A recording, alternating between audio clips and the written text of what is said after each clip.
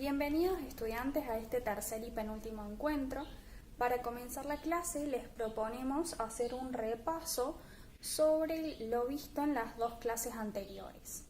En la primera clase, en el primer encuentro, vimos el fragmento del programa Intratables y a partir de eso estudiamos los mecanismos de intercambio que podían ser de dos maneras. A través de la heteroselección, cuando la persona que tiene la palabra se la cede a otros y selecciona al siguiente hablante.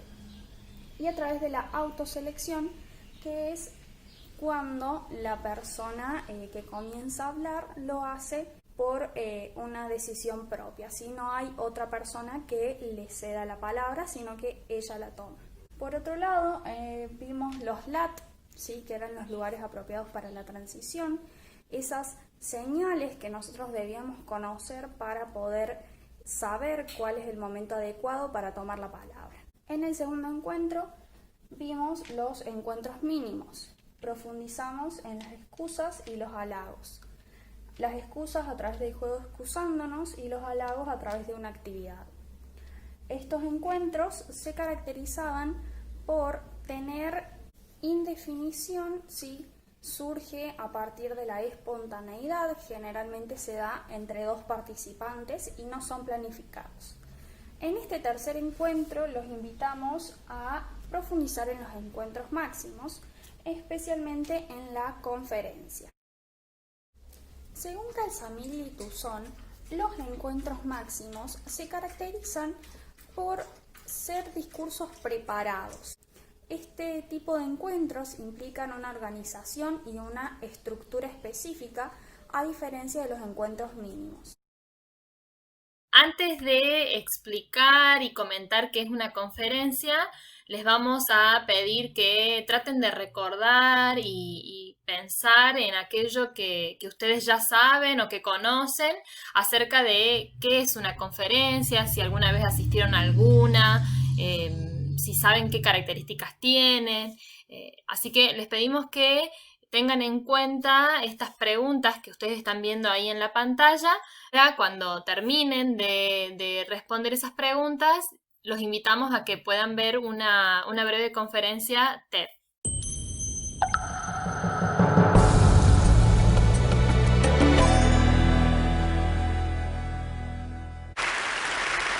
A few years ago, I felt like I was stuck in a rut. So I decided to follow in the footsteps of the great American philosopher, Morgan Spurlock, and try something new for 30 days. The idea is actually pretty simple. Think about something you've always wanted to add to your life and try it for the next 30 days. It turns out 30 days is just about the right amount of time to add a new habit or subtract a habit, like watching the news, from your life. There's a few things that I learned while doing these 30-day challenges. The first was, instead of the months flying by forgotten, the time was much more memorable. This was part of a challenge I did to take a picture every day for a month, and I remember exactly where I was and what I was doing that day. I also noticed that as I started to do more and harder 30-day challenges, my self-confidence grew. I went from desk-dwelling computer nerd to the kind of guy who bikes to work for fun. Even last year, I ended up hiking up Mount Kilimanjaro, the highest mountain in Africa. I would never have been that adventurous before I started my 30-day challenges. I also figured out that if you really want something badly enough, you can do anything for 30 days. Have you ever wanted to write a novel? Every November, tens of thousands of people try to write their own 50,000-word novel from scratch in 30 days. It turns out, all you have to do is write 1,667 words a day for a month. So I did. By the way, the secret is not to go to sleep until you've written your words for the day. You might be sleep deprived, but you'll finish your novel. Now, is my book the next great American novel? No, I wrote it in a month. It's awful. But for the rest of my life, if I meet John Hodgman at a TED party, I don't have to say, I'm a computer scientist. No. If I want to, I can say, I'm a novelist. So here's one last thing I'd like to mention. I learned that when I made small, sustainable changes, things I could keep doing, they were more likely to stick. There's nothing wrong with big, crazy challenges. In fact, they're a ton of fun, but they're less likely to stick. When I gave up sugar for 30 days, day 31 looked like this. So here's my question to you. What are you waiting for? I guarantee you the next 30 days are going to pass whether you like it or not. So why not think about something you have always wanted to try and give it a shot for the next 30 days? Thanks. Vimos el video de la conferencia de TEDx. Podemos decir que es una conferencia porque vemos al hablante, ¿sí?, al conferenciante preparado, ¿sí? Ha pensado su discurso, lo ha planificado, utiliza ejemplos, utiliza imágenes, ¿sí? Utiliza también un registro formal, ¿bien? Y él está arriba de un escenario y el público está enfrente. Esa es una de las características. La conferencia entonces puede tener diferentes objetivos, ¿sí? Pueden buscar persuadir, incitar a la acción y a la reflexión, formar y explicar. En este caso, en la conferencia de TEDx, podemos decir que el conferenciante lo que intenta es incitar a la acción, dado que incita a que hagamos algo nuevo por 30 días.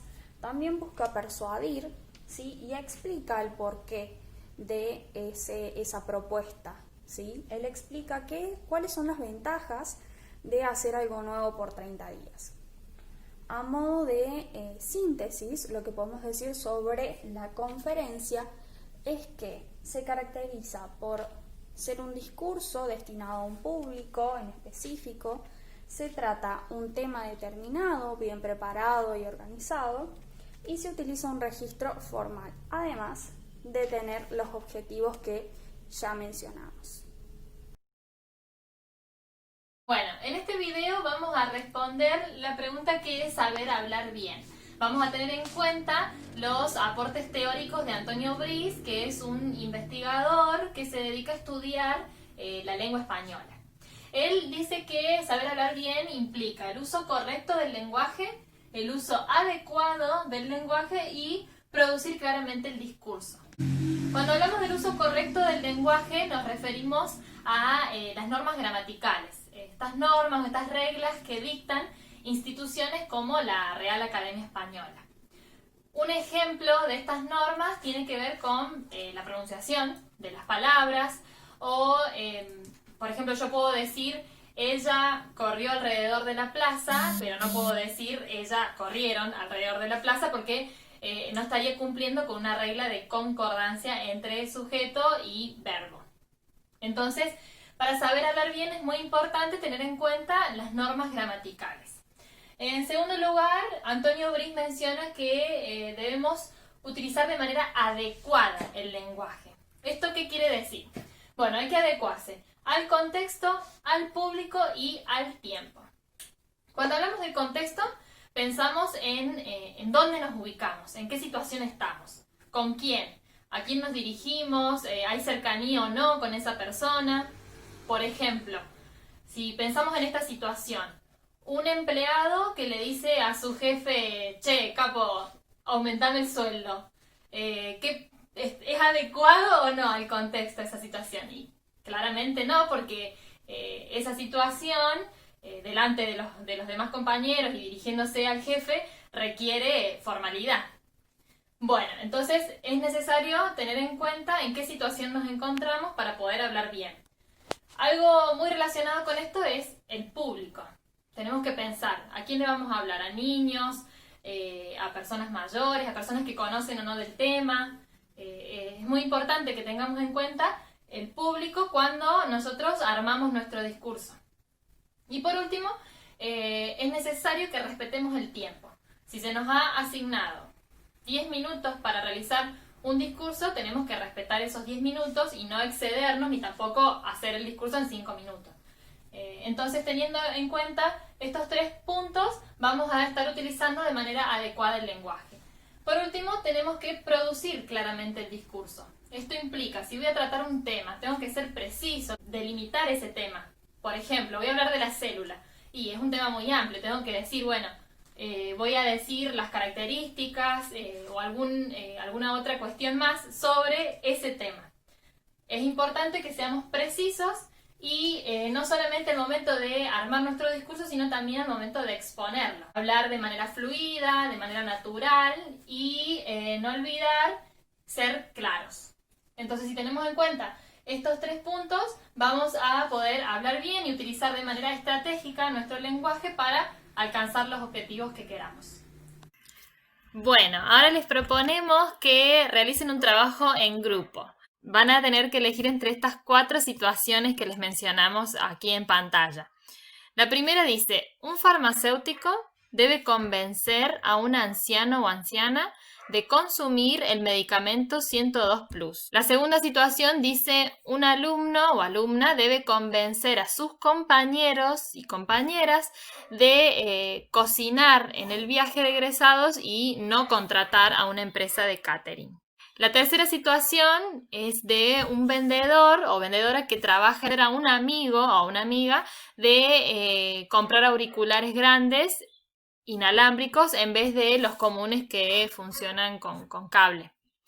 Y la cuarta situación tiene que ver con un vendedor que tiene que convencer a un cliente. Lo tiene que convencer de comprar una bici Benzo de esa marca y no una SLP.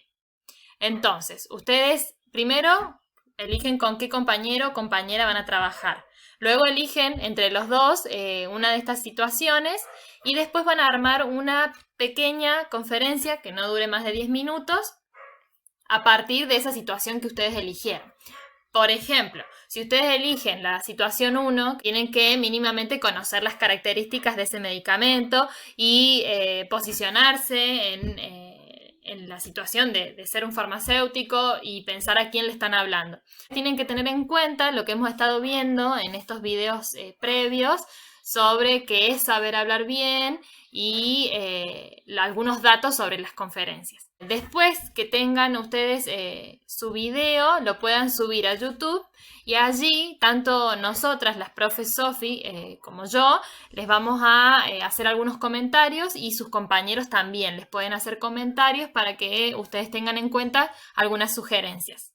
Así que esperamos que disfruten y estamos ansiosas por ver sus videos.